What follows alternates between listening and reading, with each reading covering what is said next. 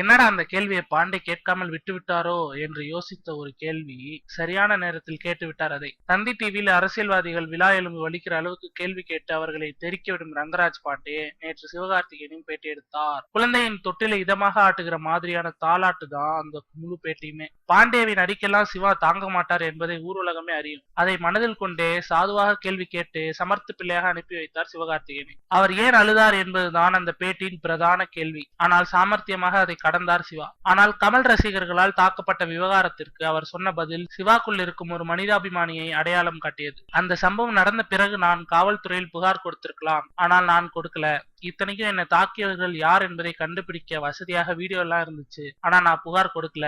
எங்க அப்பா சிறைத்துறை அதிகாரியாக இருந்தப்ப நான் ஜெயிலுக்கு போய் பார்த்திருக்கிறேன். ஜெயில் வாழ்க்கை என்பது எவ்வளவு கொடூரமானது, அங்க இருந்து வெளியில் வரவங்க அதுக்கப்புறம் என்ன மனநிலையோடு வராங்க என்பதெல்லாம் எனக்கு தெரியும். அதனால்தான் நான் அப்படியே மறந்துட்டு என் வேலையை பார்க்க போயிட்டேன் என்றார். அந்த பேட்டி முழுக்க முழுக்க சிவகார்த்திகேயன் சொல்ல வந்தது ஒன்றே ஒன்றுதான். நான் சண்டை சச்சரவை விரும்பாதவன், எல்லோருக்கும் நல்லவனா அன்பானவா இருக்கணும், அது போதும் என்பதுதான். அப்படியே ஆக்கட்டும் சிவா.